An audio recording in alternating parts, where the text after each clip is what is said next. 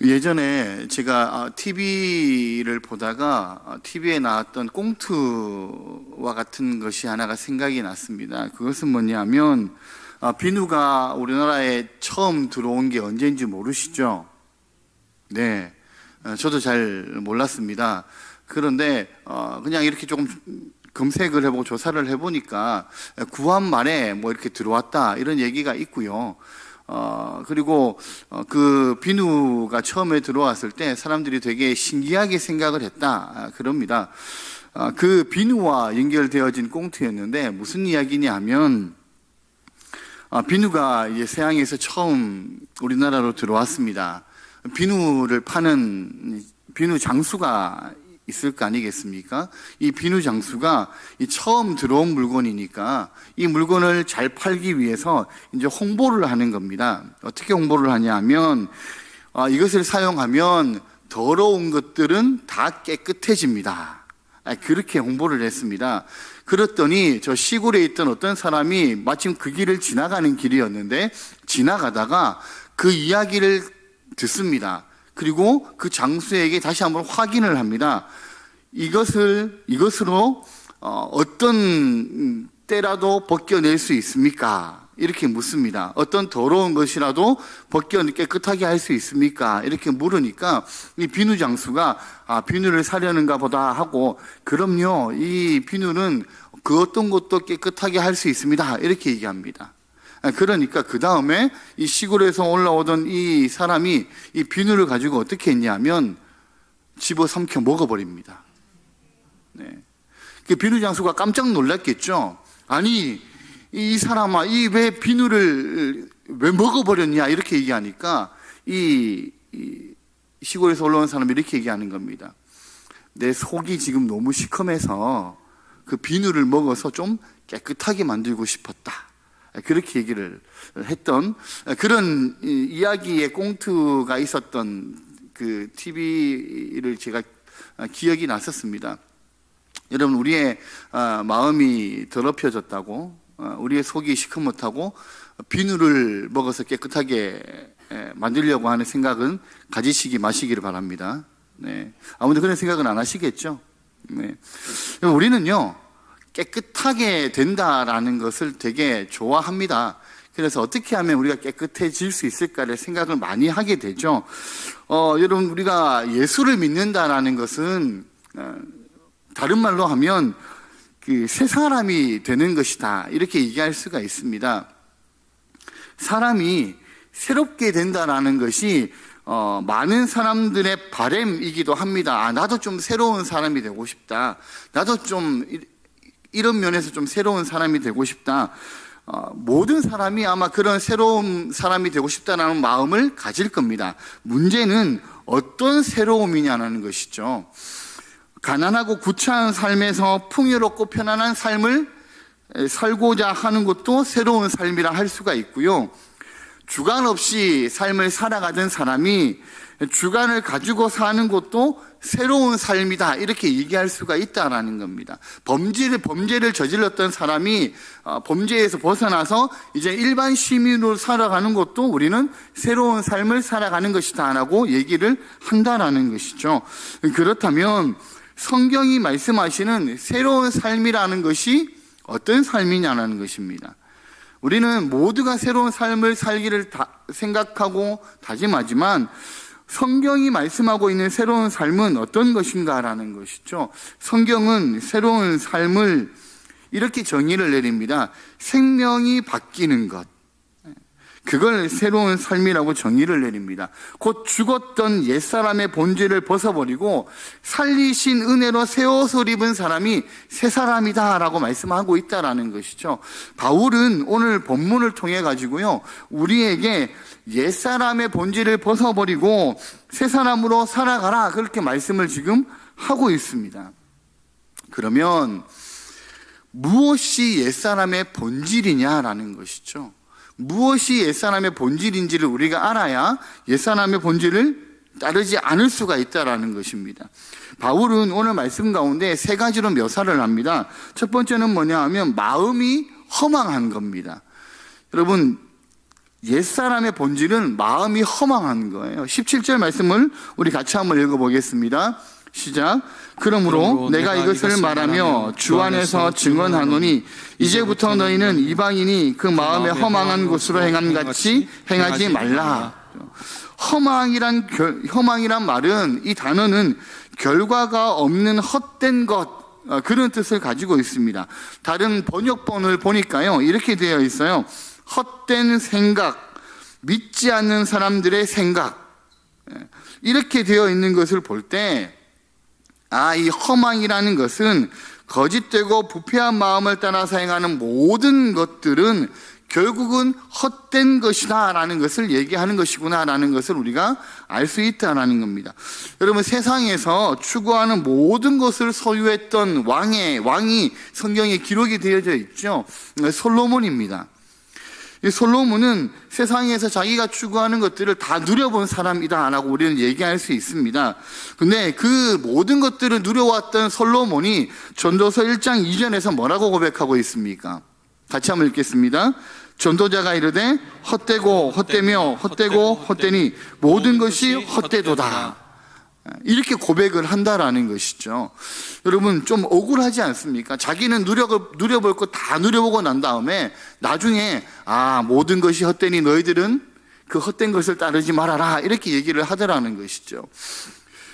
이 땅을 살아가는 사람들은 솔로몬이 추구했던 것처럼 그런 것들에 목을 매는 삶을 살아갑니다.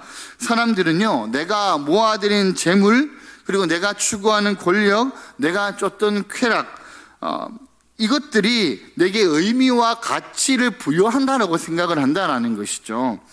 그래서 그것들만 내가 가지고 있으면 내가 보람되고 행복한 삶을 살아갈 수 있을 것이라고 착각을 합니다.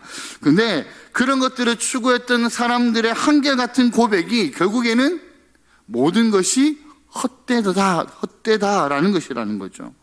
여러분, 이것이 하나님을 알지 못하는 자들의 한결같은 모습이라는 겁니다. 오늘 우리가 읽었던 17절에는 이방인을 따르지 않는 것이죠. 이방인들이 이런 삶을 살아간다라는 겁니다. 성경에서 이방인, 진짜 이방인을 나타내는 것이기도 하지만 또 다른 표현되어지는 것은 하나님을 알지 못하는 자들을 얘기하는 것이기도 하거든요.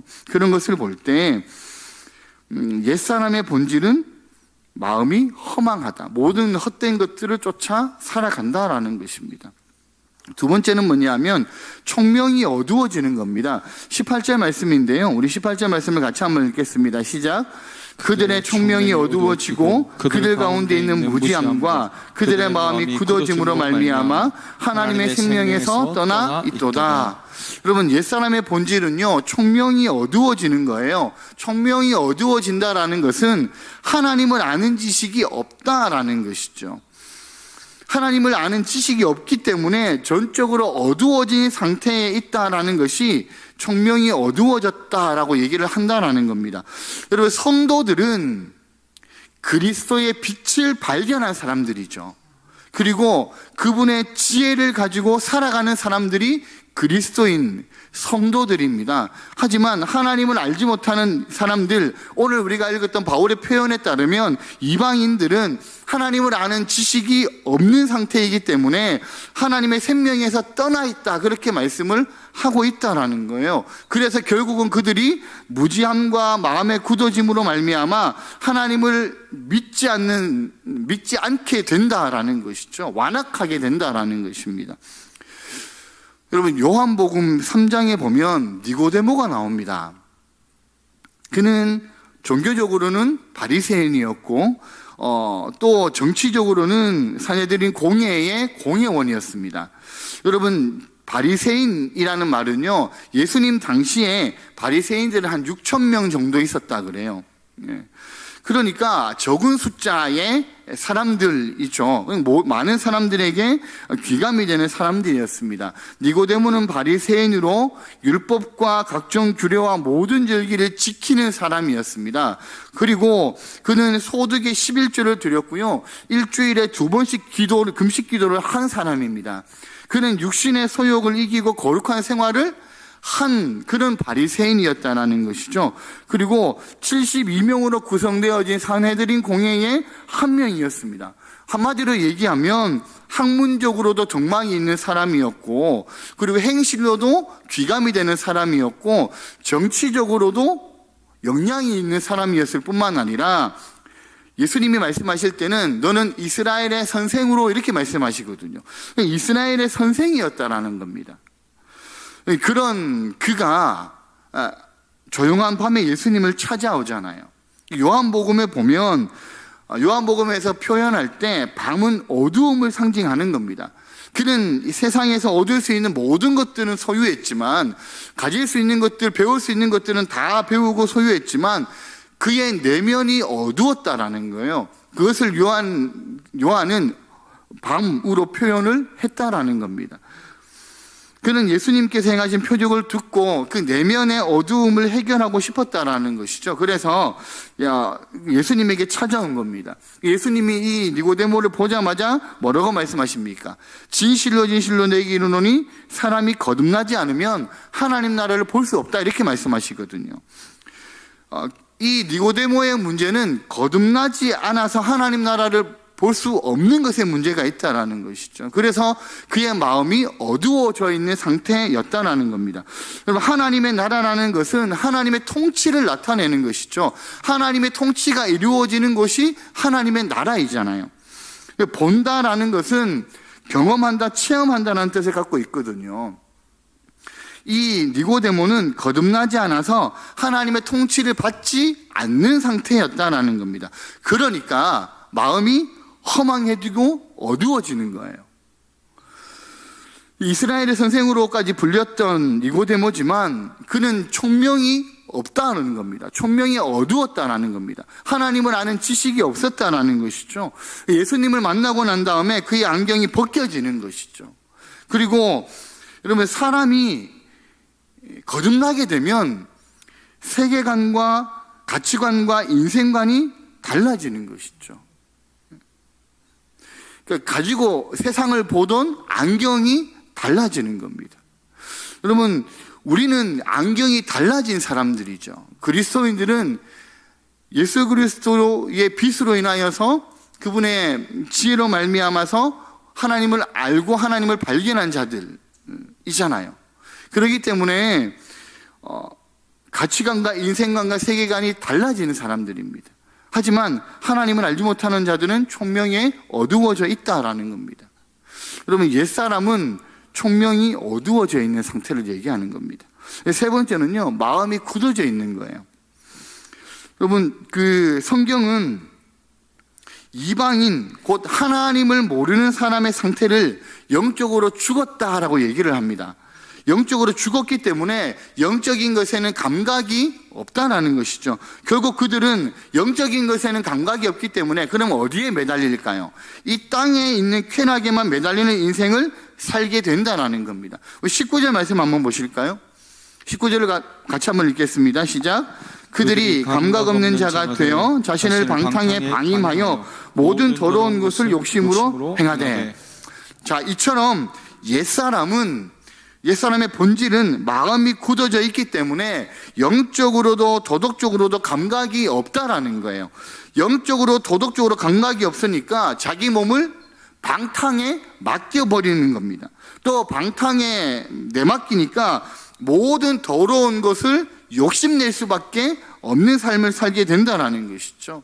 여러분, 우리는 이런 사람들을 우리 세상 가운데서 얼마나 많이 보게 됩니까? 자기의 욕심을 따라서 살아가려고 하는 자들, 그리고 정의를 따르지 않고 불의를 따르는 자들, 우리 얼마나 많이 보게 됩니까?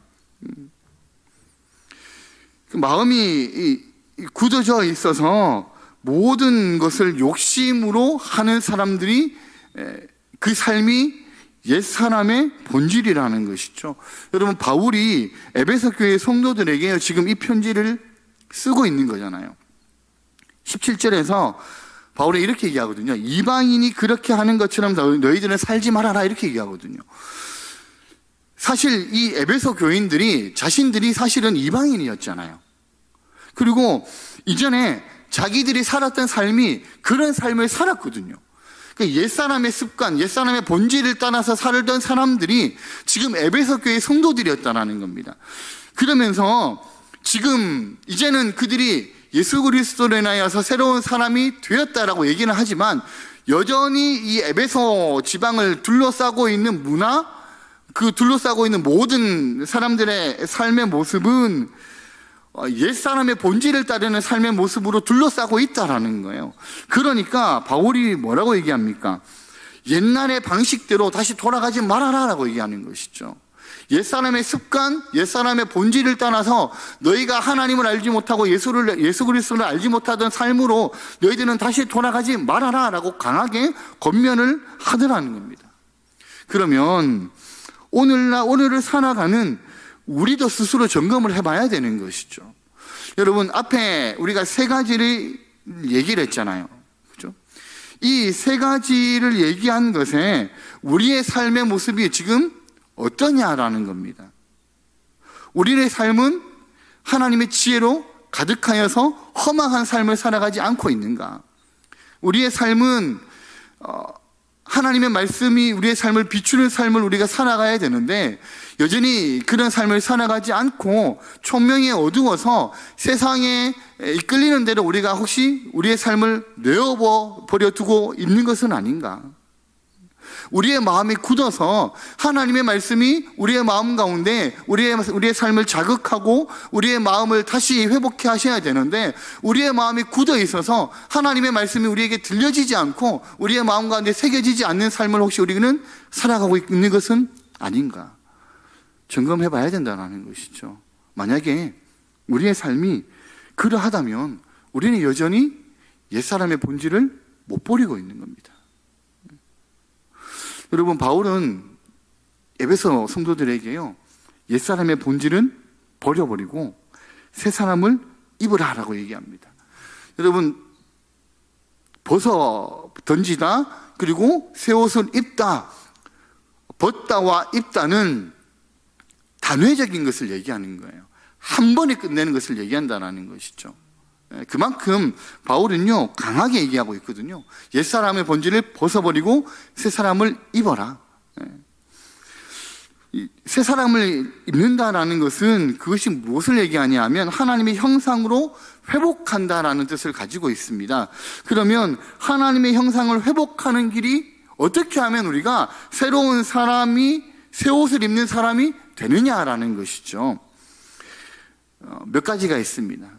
첫 번째는 뭐냐 하면 복음의 진리를 듣고 가르침을 받는 거예요. 여러분, 21절 말씀인데요, 우리 21절 말씀을 같이 한번 읽겠습니다. 시작.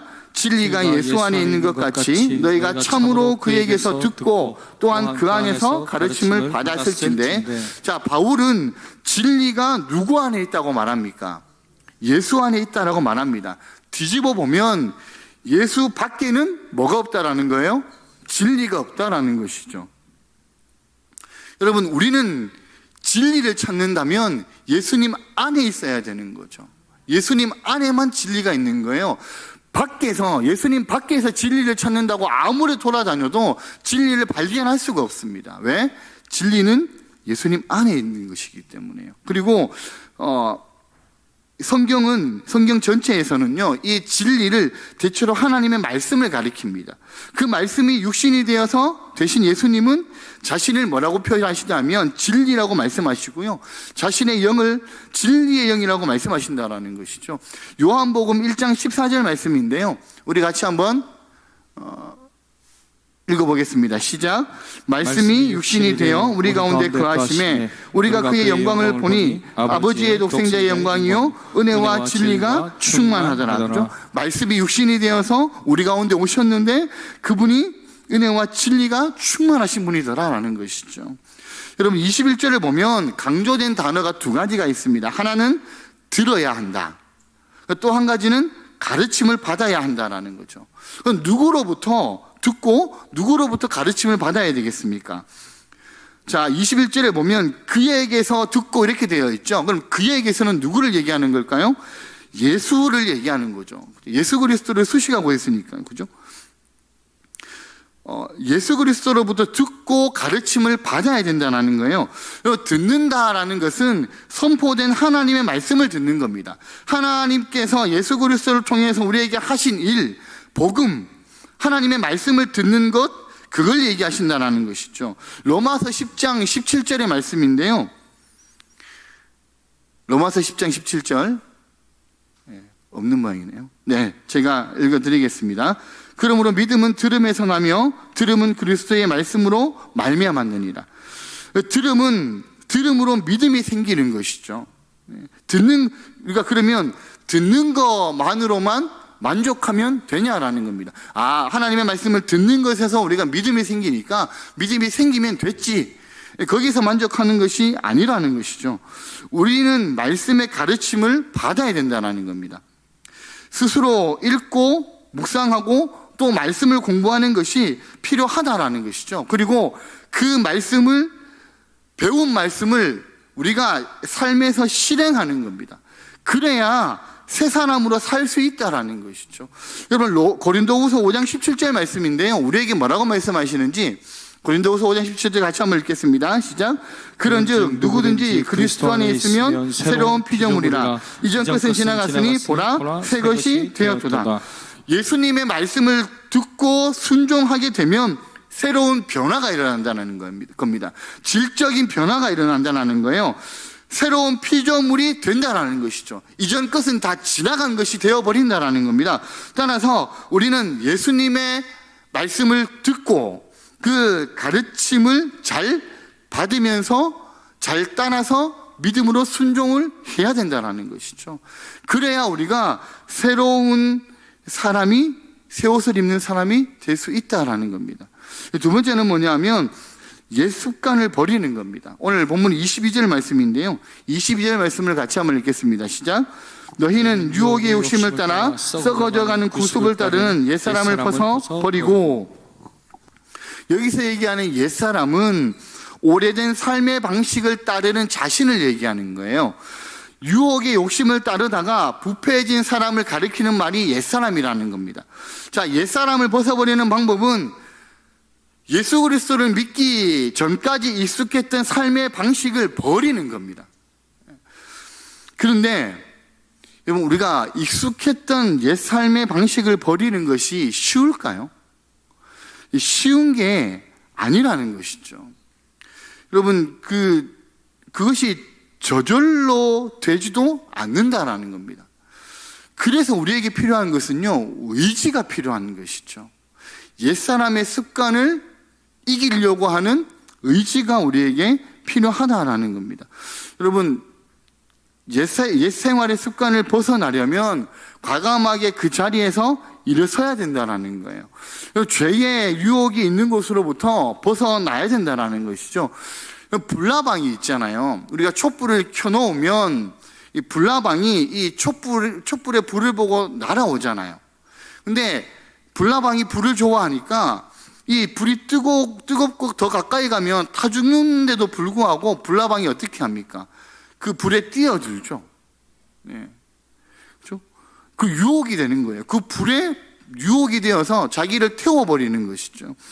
사람이 죄와 가까이 있게 되면 결국에는 그 죄에 얽히게 된다는 겁니다. 그렇기 때문에 죄의 유혹을 이기려면 자신과의 싸움에서 이겨야 된다는 것이죠. 무슨 말입니까? 우리가 매일매일 하나님의 말씀 앞에 우리의 삶을 비춰야 되는 것이고요. 매일 우리가 하나님 앞에 옛 사람의 습관, 그러니까 옛 생활의 습관으로 돌아가지 않도록 하나님 앞에 기도해야 된다는 거예요. 우리가 그런 의지를 가지고 있지 않으면 우리는 죄의 올무에 걸려 넘어질 수밖에 없고요. 옛 생활의 습관에서 벗어날 수가 없다라는 겁니다. 여러분, 예수 그리스도로 인하여 우리가 구원은 받았죠. 그렇죠? 우리가 구원은 받았습니다. 하지만 그 구원을 이루어가는 성화의 삶은 우리 스스로 우리의 의지가 필요한 것이라는 것이죠. 그래서 하나님은 우리에게 예수 그리스도를 따라서 자라가라고 말씀하시는 겁니다. 그냥 하나님이 내가 가만히 있으면 그냥 나를 변화시켜 주시겠지, 어린 맘 푸너치도 없는 얘기죠.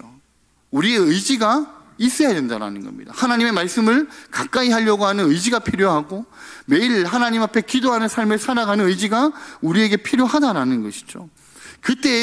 그래야지만이 우리가 옛 생활의 습관을 이겨낼 수 있다는 겁니다.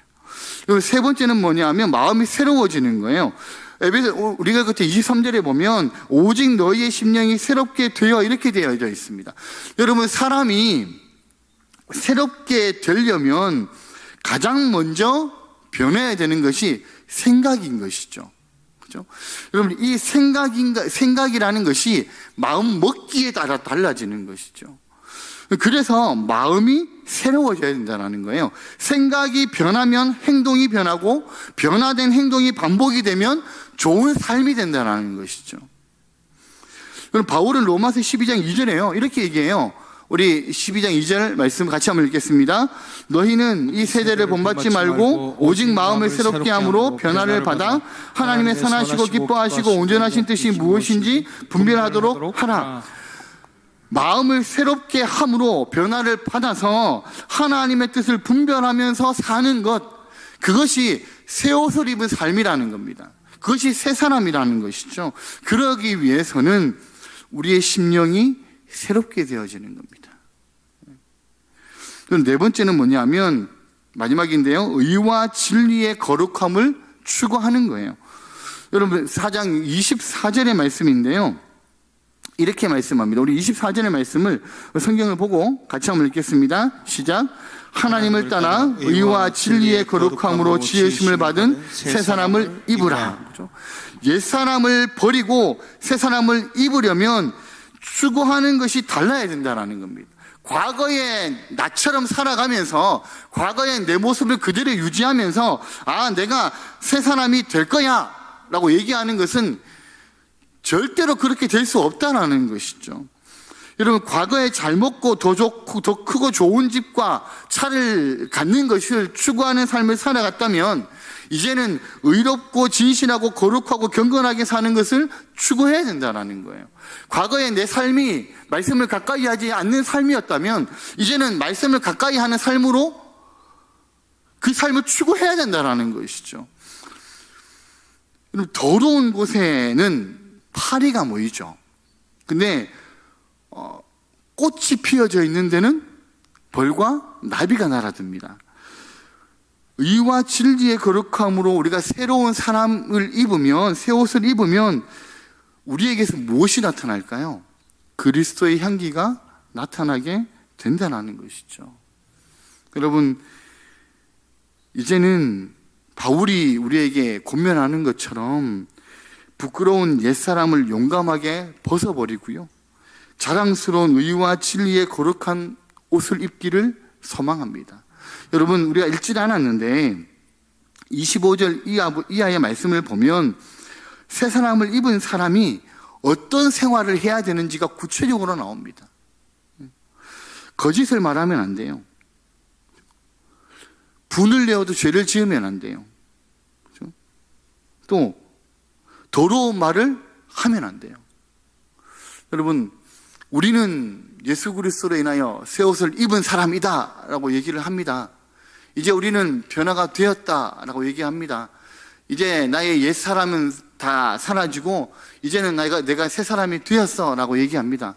근데 25절부터 32절까지의 말씀 안에 여전히 우리의 옛사람의 모습이 남아있다면, 여전히 우리가 거짓말하는 삶을 살아간다면, 여전히 우리가 분을 내어 그것을 참지 못하여 마귀에게 틈을 준다면, 여전히 우리의 입술에서 나오는 말들이 다른 사람들을 살리는 말이 아니라 다른 사람들을 죽이고 다른 사람들을 비방하는 말이라면 우리는 새 옷을 입은 사람이 아닐 수 있다는 것이죠. 여러분, 우리는 그리스도 안에서 새 사람이 되었습니다. 하나님은 우리가 새 사람답게 새로운 삶을 살기를 원하신다는 것이죠. 진리 대신 예수 그리스도 안에서 옛 습관을 벗어버리고 마음을 새롭게 함으로 하나님의 거룩을 닮아 가기를 소망하시는, 이 자리에 함께 하시는 우리 모든 성도님들의 삶이 되시기를 예수님의 이름으로 축복합니다.